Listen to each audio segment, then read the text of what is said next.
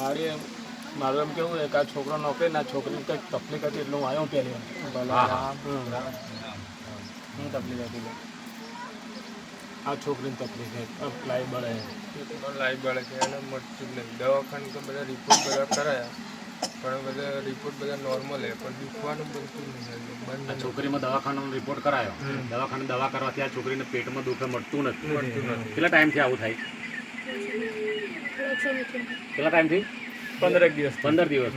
ભલે દવાથી મળતું નહીં. કેમ નહીં મળતું એ પ્રશ્ન છે તમારો? હા ભલે. રામ રામ. એક ઢોરનો તબેલો બનાવે, તબેલો હે લેખા છે તબેલો હવે. બરોબર. ઢોરનો તબેલો વાત સાચી ને? હા, એને વાત ઘરે કરું છે ખરું. કરેલી એટલે. ખરો ને તબેલો? ખબર હોય તો એક તબેલાની થોડેક દૂર એક ટેકરા જેવું ખરું. તબેલાની દૂર એક ટેકરા જેવું ખરું ને? આમાં ખરી વાત છે.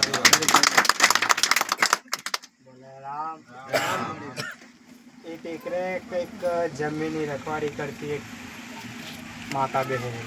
ટેકરા પર કોઈ માતા બેઠેલી એ તમને ખબર છે? સાચી વાત છે માતા. રામ તમારી માતા કે બીજાની? એમના કાકા બોલો કુટુંબની. તો કઈ એવી વાત કરતા હું કે આ માતા આખા સમાજને નડે નો પી જાય નહીં પી જાય એવું કંઈ સાંભળ્યું હોય? સાચી વાત ને? એનો નડ હવે ગોડા હું આવું માતા. હા મામા. ભલે રામ.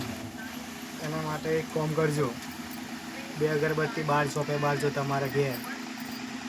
તય લગ્ન થઈ ગયું ને? હા, લગ્ન કર્યું છે. શાસ્ત્રીમાં 2 અગરબત્તી ચોપે બારજો. 2 અગરબત્તી બારે એ જે પેલું બાર તો શું લે? બકરા લે કુકડા લે? એક જ બકરા બકરા કુકડા લે. ભલે રામ. રામ. એક શ્રીફળ ફૂડ દેજો, ચવાણાનો ધૂપ કરી દેજો. એ જ જગ્યા પર તમારા ઘરને જોપે. પાછા ત્યાં ટીકરે ના કરવા જતા, માતા પણ ના કરવા જતા. ભલે રામ. તમારા ઘરને જોપે 2 અગરબત્તી બારી શ્રીફળ ફોડીને ચવાણાનો ધૂપ કરીને એટલું કહેજો કે ગમે તેટલું નળા હોય પણ આ અમે તને ફૂલની પોખડી આલી લઈએ અને અમારા પરિવારને તું છોડ દે. એ જ ને? કે પછી ચાલ રાખવાનું કહેવાનું? ભલે રામ. અમારા પરિવારને છોડ દે એટલું કહી દેજો હો.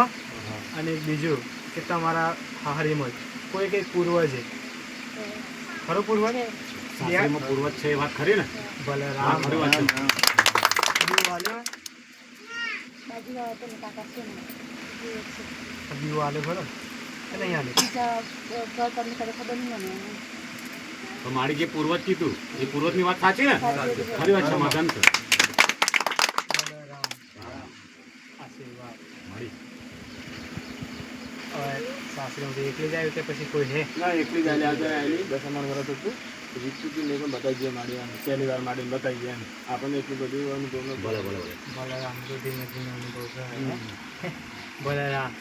એકલી આવી તો કોઈ વધારે વાત લોબી કરવી નથી. જેટલી વાત છે એટલા બધા હો. ભલે રામ. જેટલું કીધું એટલું સાસરી દિન કરી દેજો. ભલે રામ ને આશીર્વાદ.